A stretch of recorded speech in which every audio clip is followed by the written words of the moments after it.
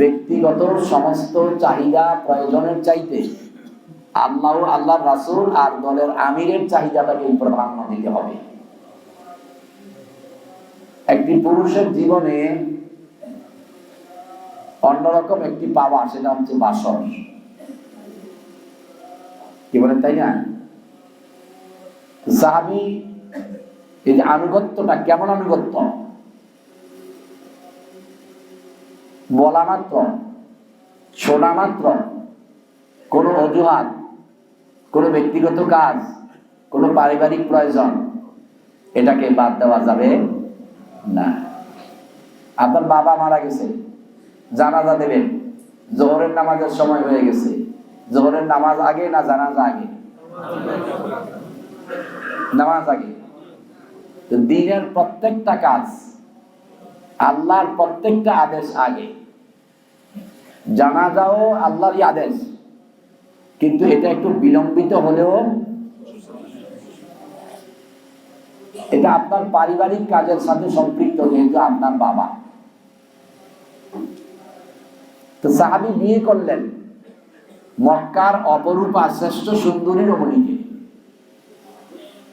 তৎকালীন আরবে এত বেশি মহারণা আর কেউ দেয় নাই, কারণ সম্ভ্রান্ত বংশের সুশিক্ষিতা পরমা সুন্দরী মেয়ে। কোরআনের গান দিয়ে হাদিসের আলোকে সত্য পথে যেন থাকি অবিচল, তোমার ছায়া তলে করগো কবুল প্রভু, তোমারে অধম বান্দাকে। نستغفره ونؤمن به ونتوكل عليه ونعوذ بالله من شرور أنفسنا ومن سيئات أعمالنا من يهده الله فلا مضل له ومن يضلله فلا هادي له ونشهد أن لا إله إلا الله وحده لا شريك له ونشهد أن سيدنا محمدا عبده ورسوله الذي أرسله بالحق بشيرا ونذيرا وداعيا إلى الله بإذنه وسراجا منيرا فقد قال الله تبارك وتعالى في كلامه المجيد أعوذ بالله من الشيطان الرجيم الذين يقولون ربنا إننا آمنا فاغفر لنا ذنوبنا وقنا عذاب النار الصابرين والصادقين والقانتين والمنفقين والمستغفرين بالأسحار صدق الله العظيم وصدق رسوله النبي الكريم ونحن على ذلك من الشاهدين الشاكرين والحمد لله رب العالمين اللهم صل على محمد وعلى آل محمد كما صليت على إبراهيم وعلى آل إبراهيم إنك حميد مجيد اللهم بارك على محمد وعلى آل محمد كما باركت على إبراهيم وعلى آل إبراهيم إنك حميد مجيد. معصر محترم حضرت العلماء الكرام, মাশায়েখ ইজাম, ইসলাম প্রিয় মুসলিম ভাইয়েরা, পর্দার আড়ালে অবস্থানরত মায়েরা, বোনেরা, আল্লাহ তাআলার কাছে অসংখ্য শুকর যে আল্লাহ তাআলা আমাদেরকে সুস্থ স্বাধীনভাবে ভালোবেসে করুণা করে মমতা দিয়ে ক্ষমা করে দেওয়ার জন্য মসজিদে পৌঁছে দিয়েছেন সালাতুল জুমা আদায়ের জন্য। অসংখ্য শুকরিয়া সে মহান মালিকের দরবারে সকলেই করছি আলহামদুলিল্লাহ। আবারও শুকরিয়া আদায় করছি সে মহান মালিকের, যিনি ছাড়া কোনো ইবাদতের যোগ্য আইনদাতা, বিধানদাতা, হুকুমদাতা, আনুগত্যের আর অন্য কেউ নেই। সে আল্লাহর প্রশংসা আমরা আবারও আদায় করছি আলহামদুলিল্লাহ। অসংখ্য দরুদ ও সালাম মানবতার মুক্তির দূত, সর্বকালের সর্বযুগের সর্বশ্রেষ্ঠ মহামানব, বাদাল্লাহি আকরামা ওয়া আতামা ওয়া আহসানা, আল্লাহর পরেই যিনি শ্রেষ্ঠ, আল্লাহর পরেই যিনি সম্মানিত, আল্লাহর পরেই যিনি উত্তম, সরদারে কায়নাত, সরদারে দো আলম, সৈয়দুল মুরসালিন, সৈয়দুল কাউনাইন, শাফিউল মুজনাবিন, রাহমাতাল লিল আলামিন মুহাম্মদুর রাসূলুল্লাহ সাল্লাল্লাহু আলাইহি ওয়াসাল্লামের উপরে আমরা আবারও পড়ছি সাল্লাল্লাহু আলাইহি ওয়াসাল্লাম।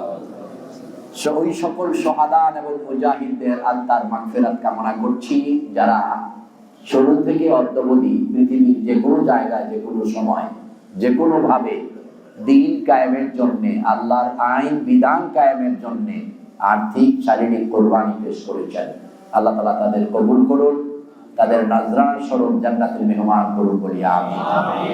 আমরা দোয়া করছি তাদের জন্য আজকে যে মসজিদে বসে আছি, যারা জায়গা দিয়ে, অর্থ দিয়ে এই ভূমি দিয়েছেন, ইমারত করেছেন, শ্রম দিয়েছেন, এক কথায় উদ্বোধন থেকে এই পর্যন্ত আর্থিক, শারীরিক, দৈহিক, মানসিক এবং উপস্থিতি মুসল্লিয়ানে কেরাম, ওলামায়ে কেরাম যারা এই মসজিদে ছিলেন, আল্লাহ সবাইকে মাফ করুন, সবাইকে নিয়ামত দান করুন, আমরা বলি আমিন।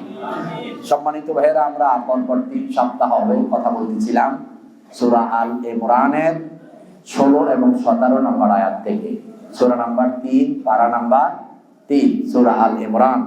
মূল বিষয় ছিল যারা আঁকাবাঁকা পথ ছেড়ে, রাম আর বাম ছেড়ে, যারা আল্লাহর আইন মেনে আল্লাহর উপরে পরিপূর্ণ ঈমান আনবে, যারা আল্লাহকেই মানবে সর্বদা, সব সময়, সব কাজে, আল্লাহ তাআলা তাদেরকে মাফ করে দিবেন এবং তাদেরকে জাহান্নামের আগুন থেকে মুক্তি দিবেন।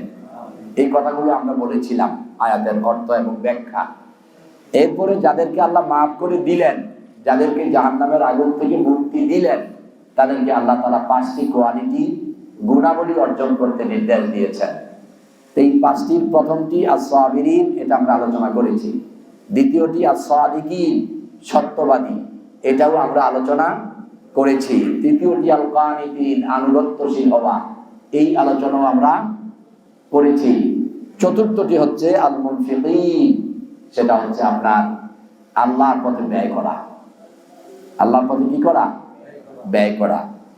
আর আনুগত্যের ব্যাপারে এমন আনুগত্যশীল হতে হবে যে আপনার সব ব্যক্তিগত প্রয়োজনের চাইতে, ব্যক্তিগত সমস্ত চাহিদা প্রয়োজনের চাইতে আল্লাহ, আল্লাহর রাসূল আর দলের আমিরের চাহিদাটাকে প্রাধান্য দিতে হবে। একটি পুরুষের জীবনে অন্যরকম একটি পাওয়া, সেটা হচ্ছে বাসর। কি বলেন, তাই না? সাহাবী এই যে আনুগত্যটা, কেমন আনুগত্য?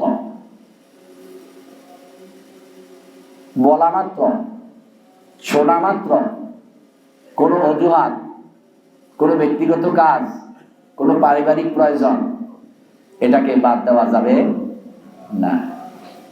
আপনার বাবা মারা গেছে, জানাজা দেবেন, জোহরের নামাজের সময় হয়ে গেছে, জোহরের নামাজ আগে না জানাজা আগে? নামাজ আগে। দিনের প্রত্যেকটা কাজ, আল্লাহর প্রত্যেকটা আদেশ আগে। জানাজাও আল্লাহরই আদেশ, কিন্তু এটা একটু বিলম্বিত হলেও